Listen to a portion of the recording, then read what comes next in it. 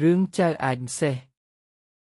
មានបុរសម្នាក់អ្នកស្រុកគេហៅថាចៅអាចសេះព្រោះនៅខ្ញុំសេដ្ឋីគេឲ្យខ្វៀលសេះប្រហែលជា50ក្បាលគេឲ្យទៅសង់ខ្ទមនៅបៀតមាត់ទន្លេបុរសនោះព្យាយាមរំលឹកគុណព្រះពុទ្ធទុះខ្វៀលសេះក្តីធ្វើការអ្វីក្តីតែងទន្ទេញជាប់អញទៅដេញសេះសម្មាសម្ពុទ្ធោអញទៅលើកអាចសេះសម្មាសម្ពុទ្ធោធ្វើការអ្វីក៏ទន្ទិញថាសម្មាសម្ពុទ្ធោដូច្នេះដរាបទៅឯអាចសេះនោះទៀតបុរសមិនលើកចោលទេតែងកាប់ច្រកការុងទុកបានជាច្រើនថ្ងៃមួយមានសំពៅ500មកពីស្រុកចិននាំទំនិញមកលោកបុរសស្រែកហៅថាឲ្យចូលមកនេះសិនលុះសំពៅចូលមកសួរថាអ្នករាល់គ្នាបើកសំពៅមកពីណានេះសំពៅថាមកពីស្រុកចិនបុរសថាអ្នកស្គាល់ស្ដេចក្រុងចិនទេនេះសំពៅថាស្គាល់ព្រោះខ្ញុំនៅជិតព្រះរាជវាំងដែរបុរសថាស្ដេចក្រុងចិននោះជាខ្លាអញហើយជាមិត្តសម្លាញ់ថ្ងៃមុនរៀងមកបើអ្នកត្រឡប់ទៅស្រុកចិនវិញអញផ្ញើរបស់ទៅខ្លាអញផងនេះសំពៅនោះឆ្លើយថាបាទហើយនាំគ្នាចេញសំពៅទៅលក់ដូរមិនយូរប៉ុន្មាននេះសំពៅត្រឡប់មកវិញចូលទៅរកបុរសនោះសួរថាអ្នកឯងមានអ្វីផ្ញើទៅយកមកខ្ញុំទៅឥឡូវហើយបុរសថាខ្វះអ្វីខ្ញុំរៀបដាក់ក្នុងការុងបំរុងផ្ញើទៅនេះសំពៅក៏ប្រើជើងឈ្នួលឲ្យជញ្ជូនដាក់សំពៅនៅរបស់ប្រហែល400ការុងដែលសុទ្ធតែការុងពេញដោយអាចសេះហើយក៏លាបុរសនោះចេញសំពៅទៅស្រុកចិន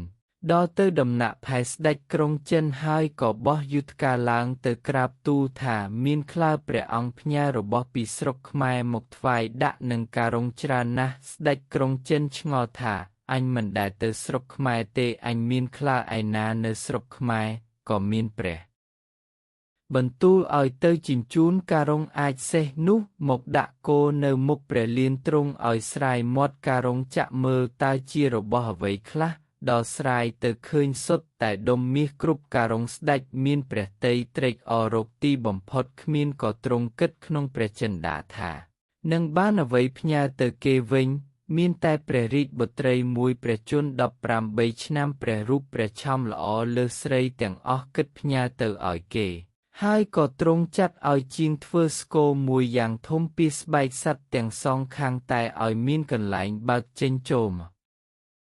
ខាងបានហើយក៏ដាក់ព្រះរាជបុត្រីនោះទៅក្នុងស្គរមានទាំងកន្សែងបក់បោយមួយផងហើយចាត់បម្រើឲ្យបើកសំពៅយកទៅឲ្យចៅអាចសេះបម្រើទៅដល់ហើយក៏ស្រែកហៅបុរសនោះថាស្ដេចក្រុងចិនជាក្លើផ្ញើស្គរមួយមកឲ្យអ្នកឯងវីលេងបុរសឮដូច្នោះក៏ត្រេកអរណាស់អ្នកបម្រើយកស្គរទៅចងក្នុងរោងសេះនោះបុរសនោះក៏ចេះតែវីលេងទាំងនិយាយផងថា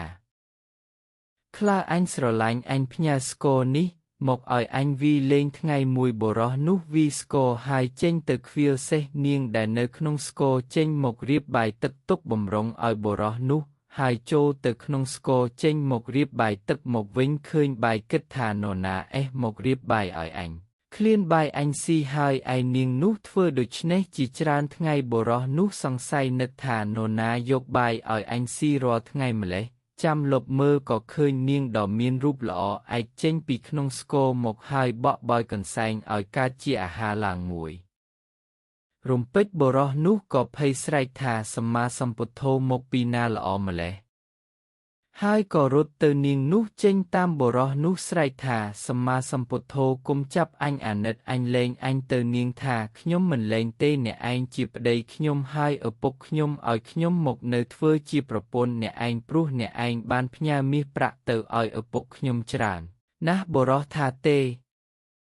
ខ្ញុំមិនយកទេនាងនោះនិយាយលួងលោមច្រើនដងបុរសក៏ស្ងៀមនាងដឹកដៃបុរសនោះមករោងសេះវិញក្នុងវេលាយប់នោះនាងអធិដ្ឋានកន្សែងបក់បោយហើយបក់ទៅកើតជាប្រាសាទរាជវាំងមានមនុស្សកឹកកងរំពងនៅក្នុងនោះចៅអាចសេះហើយនឹងនាងនោះក៏នៅលើប្រាសាទមានមនុស្សបម្រើឆ្វេងស្ដាំអ្នកស្រុកទាំងពួងឃើញហើយភ្ញាក់ផ្អើលគ្រប់គ្នាក៏រត់ទៅប្រាប់សេដ្ឋីជាចៅហ្វាយបុរសនោះថាមានកើតប្រាសាទរាជវាំងត្រង់ខ្ទមចៅអាចសេះនោះច្រើនណាស់សេដ្ឋីសង្ស័យរត់ទៅមើលឃើញហើយក៏ភិតភ័យរត់ទៅទូលស្ដេចតាមរឿង ស្ដេចទ្រង់ជ្រាបទ្រង់ចាត់បម្រើឲ្យទៅពិនិត្យមើលឃើញពិតដូច្នោះមែនក៏មានព្រះទ័យទុំនោះជាខ្លាំងថាឈ្មោះណាហ៊ានមកសាងប្រាសាទរាជវាំងក្នុងនគរអញមានតែអញទេជាស្ដេចក្នុងនគរនេះទើបទ្រង់ប្រជុំនាម៉ឺនសព្វមុខមន្ត្រីមានព្រះបន្ទូលចាត់ឲ្យរៀបរេពលលើកទៅចាប់ទាំងព្រះអង្គក៏ស្ដេចយាងជាមួយផងវេលានោះមានបម្រើទៅប្រាប់ចៅអាចសេះហើយនឹងប្រពន្ធចៅអាចសេះបានឬក៏មានសេចក្តីភិតភ័យណាស់នាងប្រាប់ប្តីថាកុំឲ្យភ័យទុកងារឲ្យខ្ញុំច្បាំងនឹងស្ដេចនេះវិញនាងក៏រៀបខ្លួនចេញទៅហើយអធិដ្ឋានកន្សែងបក់កន្សែងបោយឲ្យស្ដេចបរាជ័យព្រមទាំងរេពលចៅអាចសេះនឹងនាងនោះបានសោយរាជ្យជាស្ដេចដោយអំណាចដឹងគុណព្រះពុទ្ធការខំប្រឹងប្រែងតែងមានផលច្រើន